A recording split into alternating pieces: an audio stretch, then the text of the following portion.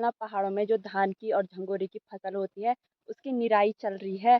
मतलब उसमें जैसा कि आप लोग देख पा रहे हैं धान की जो बालियां हैं वो अभी हरी हो रखी है। तो अभी ना हमने उन खड्डों में ना इस तरह से मिट्टी भर ली है ताकि जो चूहे के बिल परिश्रम से हमारे पहाड़ के जो लोग हैं, पहाड़ के जो किसान हैं वो फसल को उगाते हैं। और अगर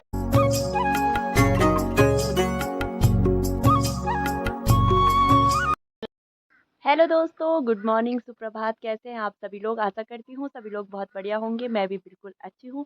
स्वागत है आप सभी लोगों का एक बार फिर से मेरी आज की नई व्लॉग वीडियो में। तो अभी सुबह के ना 10 बज चुके हैं। बाकी दोस्तों पहाड़ों के मौसम की बात की जाए तो पहाड़ों में हो रखा है आज कुछ ऐसा मौसम।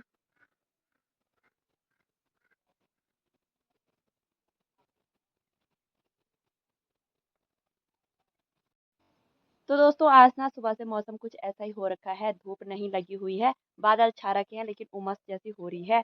और यहाँ पे अभी तक ना मैंने सारे कपड़े धो लिए हैं। सुबह से मेरा काम था आज कपड़े धोने का, तो यहाँ पर सारे कपड़े धुल चुके हैं और मम्मी जा चुकी है खेत। तो अभी हमारा नाश्ता वास्ता तो सब कुछ हो चुका है। अब मेरी भी हो रही है यहाँ पर खेत जाने की तैयारी, क्योंकि आजकल ना जो धान की फसल है, धान की निराई चल रही है। तो दिखाते हैं आप लोगों को किस किस तरह से हमारी धान और झंगोरी की फसल हो रखी है। तो यहाँ पर देखिए हमारी ना एक ककड़ी लगी हुई थी जो कि बारिश से ना पूरी खराब हो गई है। तो आज सुबह ही हमने इसे जैसे निकाला तो पता लगा कि ये तो खराब हो चुकी है। और यहाँ पे जो ककड़ी की बेल है ना वो नीचे की साइड को आप देख सकते हैं, नीचे की साइड को सूखने के जैसे हो गई है, लेकिन ऊपर की साइड को ना इस पे फूल लगे हुए हैं। तो देखते हैं कि इसमें बाद तक ककड़ी लग पाती है कि नहीं लगती है, वो तो आगे पता लगेगा। तो गाइस अभी ना मैं आ गई हूँ धान की खेत पे। तो आजकल ना पहाड़ों में जो धान की और झंगोरे की फसल होती है उसकी निराई चल रही है। मतलब उसमें जो झाड़ वाड़ की पौध होती है ना उसे निकाला जाता है धान पकने की फसल से पहले, ताकि दूसरे दिन ना जब धान की फसल पक जाए तो धान काटने में हम लोगों को दिक्कत ना हो। नहीं तो वो घास ना धान के साथ मिक्स हो जाती है तो काटने में बहुत ज़्यादा दिक्कत आती है। इसीलिए पहले ना धान के पकने के ठीक 20-25 दिन पहले धान की निराई होती है। दिखाते हैं आप लोगों को किस तरह से धान की फसल हो रखी है।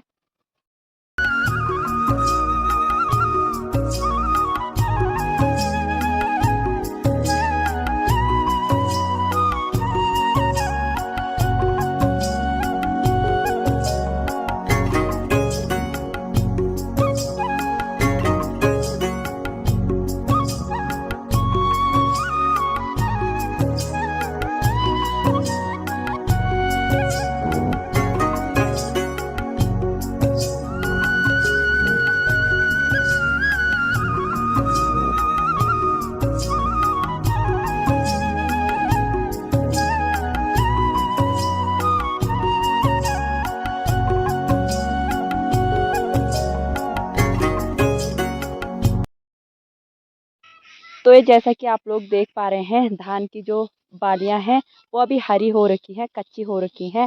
तो अब 15-20 दिन में लगभग जो हमारी धान की फसल है वो पक के तैयार हो जाएगी। की फसल होती है ना वो खेत के बीचों बीच बोई जाती है, और जो झंगोरे की फसल होती है वो खेत के किनारों पे बोई जाती है, जैसा आप लोग देख पा रहे हैं। और झंगोरे की जो बालियां है ना वो भी अभी कच्ची हो रखी हैं, और कुछ कुछ बालियां ना चिड़ियाओं ने खा भी ली है। तो देख सकते हैं आप लोग। और यहाँ पे ना मम्मी कर रही है अभी निराई। तो ये देखिए धान के बीच में ना झाड़ की कुछ ऐसी पौध हुई रहती है, तो इसको निकालना पड़ता है ताकि दूसरे दिन धान काटने में हमें आसानी हो। तो कुछ इस तरह से आजकल पहाड़ों में काम लगा हुआ है।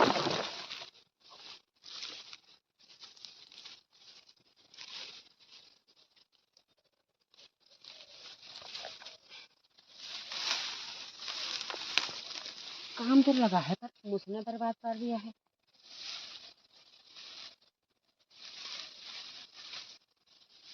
ये देखो दोस्तों, ये दिखाते हैं। तो ये देखिए इतनी झाड़ हो रखी है, और इसमें ना कुछ कुछ ना ये आप लोगों को घास जैसी दिख रही है। तो ये धान की फसल जो चूहों ने बर्बाद कर रखी है तो वो पूरी सूख रखी है कुछ इस तरह से। ये है, और इसीलिए ना इसको निकालना बहुत ज़्यादा ज़रूरी होता है, नहीं तो जो बाकी बची हुई फसल भी है ना चूहे उसको भी ना बर्बाद कर देते हैं। हाँ तो दोस्तों वैसे ना इस बार चूहे कुछ ज़्यादा ही लग रखे हैं, क्योंकि बारिश बारिश भी हुई है, पर पता नहीं क्यों इतने चूहे इस बार खेतों में लगे हुए हैं। उन्होंने जो धान और झंगोरे की फसल है वो पूरी जड़ से काट रखी है, और इसलिए हम उसको निकाल के ना खेत के किनारों पे रख देंगे, ताकि जो बची हुई फसल है वो उसको ख़राब नहीं कर पाए। नहीं तो अगर हम उसको निकालेंगे नहीं ना, तो वो जो बची हुई फसल है उसको भी ख़राब कर देंगे। इसीलिए टाइम रहते उसको निकाल देंगे हम लोग।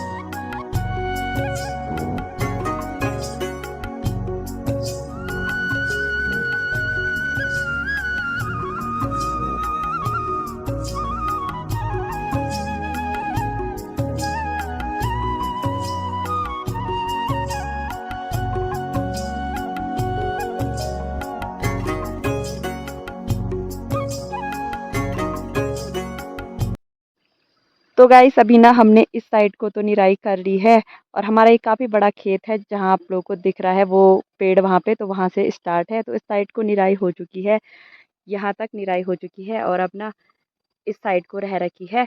तो अभी ना घर जाने का टाइम भी हो गया है, क्योंकि दिन के 12 बज चुके हैं, और अभी ना दिन का खाना भी बनाना है सब।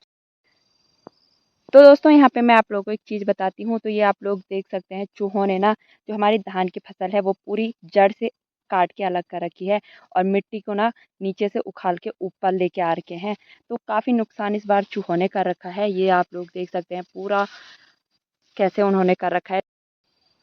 तो अभी ना हमने उन खड्डों में ना इस तरह से मिट्टी भर ली है, ताकि जो चूहे के बिल हैं तो वहाँ पे चूहे और ज़्यादा नुकसान ना पहुँचाए हमारी धान को, धान और ज़्यादा ना काटे। इसलिए हमने ना खड्डे अभी मिट्टी से बंद कर दिए हैं कुछ इस तरीके से। तो दोस्तों जैसा कि आप लोग देख पा रहे हैं चूहों ने किस तरह से नुकसान पहुंचाया है धान और झंगोरे की फसल में। तो काफ़ी लंबा समय इस फसल को, बीज को फसल बनने में लगता है। आप लोगों को पता है पूरा 1 साल इस धान की फसल को पकने में लग जाता है। तो धान की जो हमारी फसल होती है, पहले हमने इससे में हल लगाया, बीज बोया, फिर इसकी जो छटाई छुटाई हुई वो होती है। उसके बाद हमने इतनी धूप में इसकी गुड़ाई की, इसमें दनेला डाला, 1 बार गुड़ाई की, 2 बार गुड़ाई की, और अब निराई कर रहे हैं। तो कभी धूप में गुड़ाई की, कभी बरसात में निराई कर रहे हैं। तो काफ़ी कष्टों और परिश्रम से हमारे पहाड़ के जो लोग हैं, पहाड़ के जो किसान हैं वो फसल को उगाते हैं।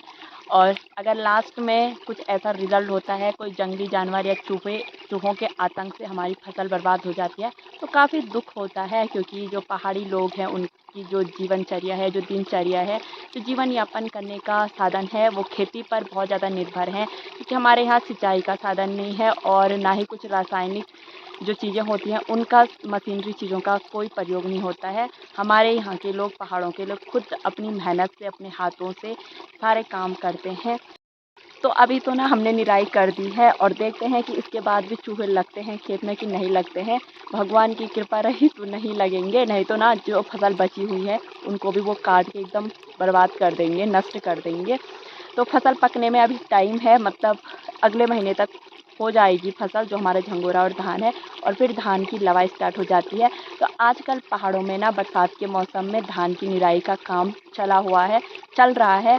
तो ये काम ना तकरीबन 1-2 हफ्ते तक चलेगा, क्योंकि 5-6 खेत हैं हमारे भी धान के, तो इतना टाइम लग जाता है। तो कभी बारिश हो रही है तो बारिश में ना निराई करने में बहुत ज़्यादा दिक्कत आती है, मतलब क्योंकि पैर पानी में डूब जाते हैं तो निराई नहीं हो पाती है जब ज़्यादा बारिश होती है। तो इसीलिए जब बारिश होती है तो निराई नहीं कर पाते हैं। जब हल्की फुल्की बारिश होती है इतने में निराई हो जाती है। तो अभी ना दिन के 1 बजने वाले हैं, और मैं जा रही हूँ अभी घर, क्योंकि खाना भी बनाना है। तो चलते हैं घर और मिलते हैं आप लोगों को घर पहुँच के।